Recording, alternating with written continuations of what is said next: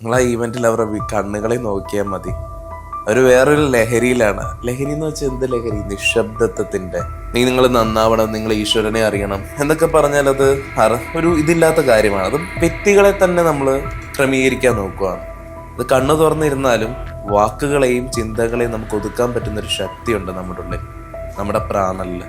അത് നമുക്കുണ്ടാവുമ്പോൾ നമ്മൾ meditative സ്റ്റേറ്റിലേക്കാവുന്നു automatically. ഈ ഉറങ്ങാൻ കഴിയാത്ത അവസ്ഥ എന്ന് പറയുന്നത് നമ്മൾ പൂർണ്ണമായിട്ടൊരു ക്ലാരിറ്റി സ്റ്റേജിൽ ഇരിക്കുന്നതുകൊണ്ടായിരിക്കാം. നമ്മളിപ്പോൾ ഗൃഹസ്ഥരായിട്ടൊക്കെ താമസിക്കുന്നവരാണെങ്കിൽ നമുക്കറിയാലോ, ഏപ്രിൽ 4, 5, 6 ദിവസങ്ങളിൽ തിരുവണ്ണാമലയ്ക്ക് യാത്ര പോകുന്നുണ്ട്. മഹായാത്ര എന്നാണ് പറയുന്നത്.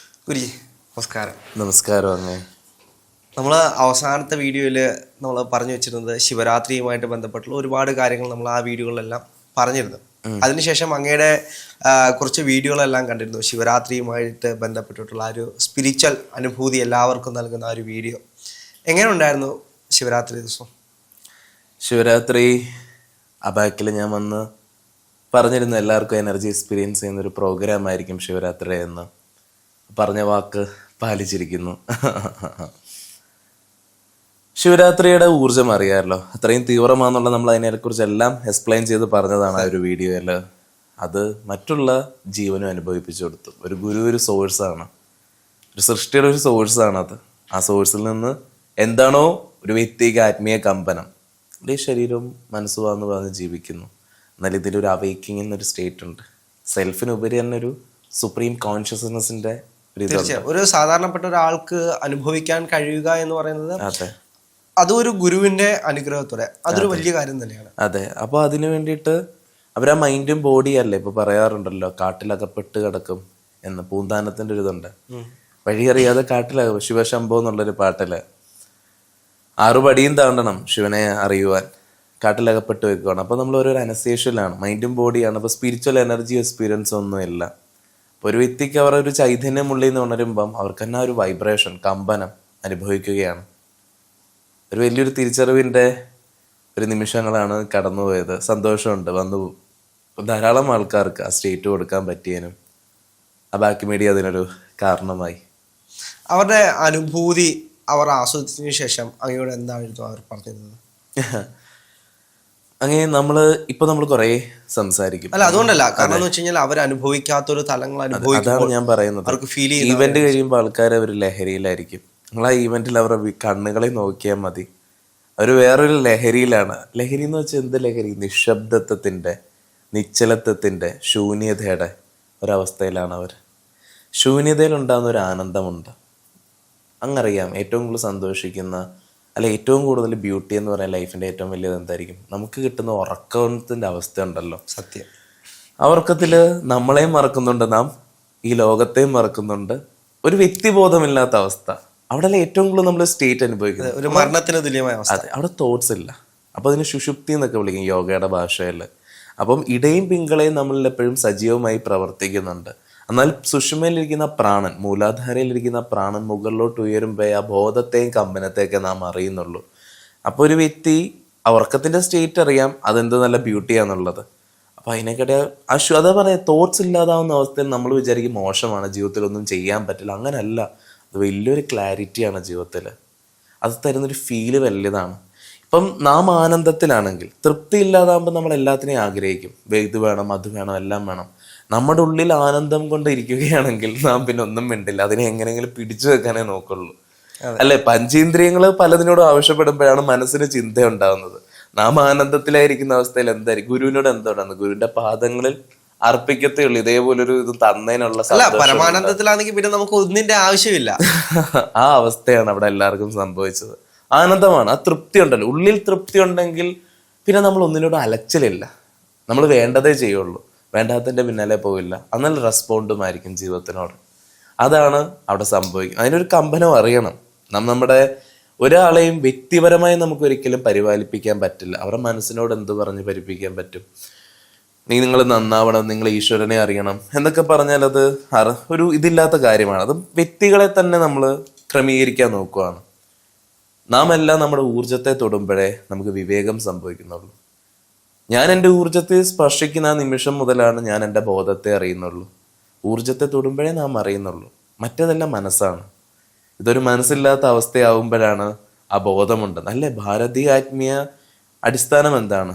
മനസ്സില്ലാതാകുന്നിടത്ത് ബോധമുണരുന്നു. എനിക്കൊന്നും അതിനു വേണ്ടിയിട്ടാണ് നമ്മൾ ധ്യാനം അതേ കൂട്ടുള്ള കാര്യങ്ങളെല്ലാം പ്രാക്ടീസ് ചെയ്യുന്നത്. പലർക്കും ഉണ്ടാകുന്ന ഒരു സംശയമാണ് മെഡിറ്റേഷൻ എന്ന് വെച്ചാൽ കണ്ണടച്ചിരിക്കുന്നു, അല്ലെങ്കിൽ എങ്ങടെങ്കിലും നോക്കുന്നു, അവിടത്തൊക്കെ മെഡിറ്റേഷനാണ്. ഞാൻ എവിടെയെങ്കിലും ഫോക്കസ് ചെയ്ത് നോക്കിയിരിക്കുന്നു, എനിക്ക് ധ്യാനം, അങ്ങനെയാണ് ചിന്തകളെ നിരീക്ഷിക്കുന്നതെന്നൊക്കെ. എന്നാൽ ധ്യാനം എന്ന് പറയുന്നത് സദാസമയം സംഭവിക്കുന്ന ഒരു പ്രോസസ്സാണ്.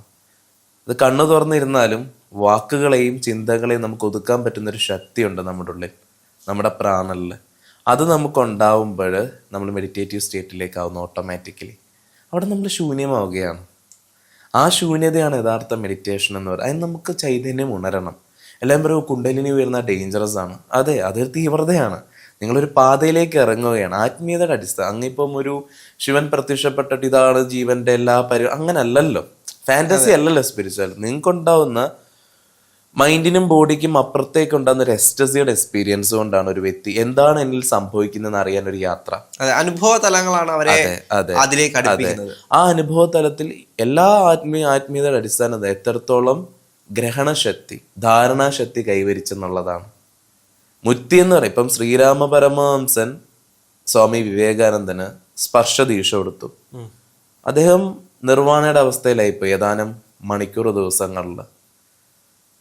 അദ്ദേഹത്തിന് എന്താ അദ്ദേഹം എൻലൈറ്റഡ് ആയിരുന്നു, പക്ഷെ അദ്ദേഹത്തിന് അറിയില്ല എന്താണ് ഇതിന്റെ അടിസ്ഥാനം എന്നുള്ളത്. എല്ലാവർക്കും അതാണ്, എല്ലാ യോഗികളുടെ അവസ്ഥ എന്താ സംഭവിക്കുന്നതെന്ന് അറിയില്ല. മനസ്സിനെന്നാൽ ഇപ്പൊ ഞാൻ അങ്ങയുടെ മുന്നിലിരിക്കുന്നു, എൻ്റെ മനസ്സ് ചോദിക്കുന്നത് യാഥാർത്ഥ്യമാണോ എന്ന്. ഇല്ല, മനസ്സ് ചോദിക്കില്ല. സ്വപ്നമല്ല എന്ന് മനസ്സിനറിയാം. അപ്പൊ സ്പിരിച്വൽ എക്സ്പീരിയൻസ് ഉണ്ടാകുമ്പോൾ നമ്മൾ അതുമായിട്ട് മനസ്സിനറിയാം ഇതൊരു പരിണാമപ്പെടലാണ് ജീവൻ നടത്തുന്നത് മനസ്സിനറിയാം. എന്നാൽ അവർക്കത് അറിയില്ല എന്താണ് ഈ സംഭവിക്കുന്നത് എന്നുള്ളത്. ധാരണാശക്തി കൈവരിക്കാൻ വേണ്ടിയിട്ട് കുറച്ച് സമയമെടുക്കും. ശരിക്കും ജീവൻ ആഗ്രഹിക്കുന്ന ഒരു പ്രവണത, ജീവനെ തൊടുമ്പോൾ ജീവൻ തേടാൻ തുടങ്ങും. എന്താണ് എന്നിൽ സംഭവിക്കുന്നത് അറിയാൻ ഒരു യാത്രയുണ്ട്. അതിനെയാണ് ആത്മീയ അന്വേഷണം, അവേക്കിംഗ് സ്റ്റേറ്റിൽ ഉണ്ടാകുന്ന യാത്ര എന്ന് പറയുന്നത്. അവരെന്നിട്ട് മനസ്സിലാക്കും ജീവനും ജീവന്റെ പരിണാമവും മോശപ്രാപ്തിയും എന്താന്നുള്ളതിൻ്റെ ഒരു വ്യവസ്ഥയെ മനസ്സിലാക്കി അറിയും. അങ്ങനെ പോവാനായിട്ട് നമ്മൾ കൊടുക്കുകയാണ്. അത് പിന്നെ തന്നെ കൊടുക്കുകയാണ്. അതെ, ആ ജീവൻ എന്ത് ചെയ്യുക, പിന്നെ അങ്ങ് ധാരണാശേഷി കൈവരിക്കുകയാണ്. ചില അറിയണം ജീവന് ഇത് ഭൂമിയിൽ ഏറ്റവും ശ്രേഷ്ഠമായി. ഒരു മനുഷ്യന് ഇങ്ങനെ ഒരു വ്യവസ്ഥ ഉണ്ടോ എന്നാണ് നാം അറിയുന്നത്. നമ്മളെല്ലാം കൊണ്ടും നമുക്കിത് അല്ലേ, നമുക്ക് ലക്ഷങ്ങൾ വേണം, കുറെ ഇത് വേണം, എത്രയോ ആൾക്കാരെ സ്നേഹിക്കണം, ഇതൊക്കെയാണ് നമ്മുടെ ഒരു ചിന്താരീതി.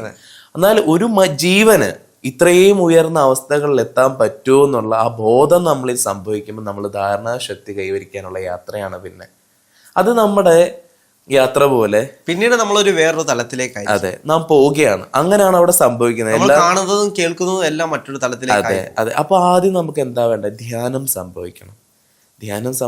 ധ്യാനാത്മകതയുടെ ശക്തി കിട്ടണം. ഇപ്പം നമ്മുടെ ഈവന്റ് വന്നവരൊക്കെ ഒരു 10-15 വർഷം ഒരു ഹിമാലയയിൽ പോയി തപസ് ചെയ്താൽ പോലും കിട്ടാത്തൊരു ഊർജ്ജമാണ് നാം കൊടുക്കുന്നത്. ഞാനൊരു ഈശ്വരനായിട്ടല്ല, പക്ഷെ ഞാൻ സൃഷ്ടിക്കുന്ന ഒരു ഊർജ്ജമുണ്ട് എന്നിൽ 6 ചക്രങ്ങളിലും. ആ ഒരു ഊർജ്ജത്തെ ഞാൻ അവർക്ക് കൊടുക്കുകയാണ് സ്പർശന ദീക്ഷയോടെ. നിങ്ങൾക്കറിയാലോ, ഒന്ന് തൊടുമ്പം തന്നെ അവർ സ്പിന്നിങ് എനർജിയോടെ ഒന്നും അവരെ എൻ്റെ അരികിൽ വന്നിട്ട് ഏകദേശം ഒരു 3 മണിക്കൂറായിട്ടേ ഉള്ളൂ. അവിടെ ഒരു അവരൊന്നും വർഷങ്ങളായി സാധന ചെയ്യുന്നവരോ തപസ് ചെയ്യുന്നവരോ ഒന്നുമല്ല. ഒരു നിമിഷം വരുന്നു, അത് കൊടുത്തു വിടുന്നു. അവരെല്ലാം ഇപ്പം ഇരുന്നാലും എന്നെ ഈ ഇടയ്ക്ക് റീസെൻ്റ്ലി ഒരാൾ വിളിച്ചാൽ പറഞ്ഞു, ഗുരുജി അങ്ങനെ ഒന്ന് ഉറങ്ങാൻ അനുവദിക്കുമെന്ന്. ഇരിക്കുമ്പോൾ മെഡിറ്റേഷനിലേക്ക് പോകുന്നതുകൊണ്ട് പറയുകയാണ്. അതുവരെ നാം ഇരിക്കുമ്പോൾ നമുക്ക് ഏകാന്തത കിട്ടില്ല, ഫോക്കസ് കിട്ടില്ല, ചിന്തകൾ വന്നു. അങ്ങനെയല്ല. മെഡിറ്റേഷൻ എന്ന് വെച്ചാൽ നമ്മുടെ വാക്കും ചിന്തയും എല്ലാം ഒതുങ്ങും. നമ്മുടെ പ്രാണൻ ഇങ്ങനെ മുകളിലോട്ട് പൊങ്ങും, നട്ടല്ലൂടെ. അത് നമുക്ക് എക്സ്പീരിയൻസ് ചെയ്യാൻ പറ്റും. ഈ ഉറങ്ങാൻ കഴിയാത്ത അവസ്ഥ എന്ന് പറയുന്നത് നമ്മൾ പൂർണ്ണമായിട്ടൊരു ക്ലാരിറ്റി സ്റ്റേജിൽ ഇരിക്കുന്നതുകൊണ്ടായിരിക്കാം.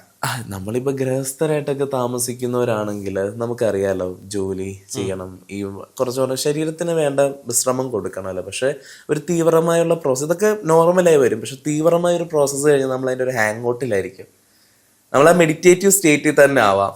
നമുക്ക് മെഡിറ്റേഷൻ സ്റ്റേറ്റിൽ തന്നെ ഇരിക്കുമ്പോൾ നമുക്ക് കിട്ടുന്ന ഒരു വ്യക്തത കൈവരിക്കുക. അതിനുള്ള ധാരണ കൈവരിക്കാനാണെന്നല്ലോ പലരും സന്യാസം അങ്ങനെയുള്ള മാർഗത്തിലേക്കൊക്കെ ഇറങ്ങിത്തിരിക്കുന്നത്. പക്ഷെ ഒരു ഗൃഹസ്ഥർക്ക് അത് കുറച്ച് ഇതുള്ളത് കൊണ്ടും പരിമിതികൾ ഉണ്ടായതുകൊണ്ട് അതെ, ഈവന്റിന്റെ എഫക്റ്റിനെ കുറിച്ച് ഞാൻ പറയുന്നത്. അത്രയും ദിവസത്തെ ഇപ്പോഴും ഒരു 2 ആഴ്ച കഴിഞ്ഞിട്ട് ആ എഫക്റ്റ് നിലനിൽക്കുന്നുണ്ടുള്ള കാര്യമാണ് പറയുന്നത്. ഇനി അടുത്ത ഈ രീതിയിൽ ഗുരുജിയുമായി ബന്ധപ്പെട്ട് അങ്ങയുടെ അടുത്ത് വന്ന് ഇതേ കൂട്ട് എക്സ്പീരിയൻസ് ചെയ്യാൻ കഴിയുന്നത് ഇനി എന്നായിരിക്കാം? ഏപ്രിൽ 4, 5, 6 ദിവസങ്ങളിൽ തിരുവണ്ണാമലയ്ക്ക് യാത്ര പോകുന്നുണ്ട്. മഹായാത്ര എന്നാണ് പറയുന്നത്. എനിക്കൊന്ന് തിരുവണ്ണാമലയെ പറഞ്ഞപ്പോഴാണ് നമ്മുടെ അബാക് മീഡിയയിൽ തന്നെ വന്നിട്ടുള്ള ശ്രീനിവാസ പൈ സാർ, അദ്ദേഹം തിരുവണ്ണാമലയിൽ പോയതിന്റെ എക്സ്പീരിയൻസ് കഴിഞ്ഞ ദിവസം ഇന്റർവ്യൂവിൽ അദ്ദേഹം പറയുന്നുണ്ടായിരുന്നു. അത് മാത്രമല്ല, അദ്ദേഹം അവിടെ പോയിട്ട് അദ്ദേഹം തേങ്ങ വെച്ചിട്ട് അതിന് എനർജി ഒന്ന് കണ്ടെത്തുന്ന ഇതുണ്ട്. അത് കണ്ടപ്പോൾ നമുക്ക് മനസ്സിലായി അവിടെ ഭയങ്കര ഒരു എനർജി. അത് തിരുവണ്ണാമല എന്ന് പറയുന്ന ഒരു എനർജിയുടെ ഒരു ഭണ്ഡാരപ്പെട്ടി എന്ന് വേണമെങ്കിൽ നമുക്ക് പറയാം. ആ രീതിയിലാണ് അവിടുത്തെ ഒരു എനർജി.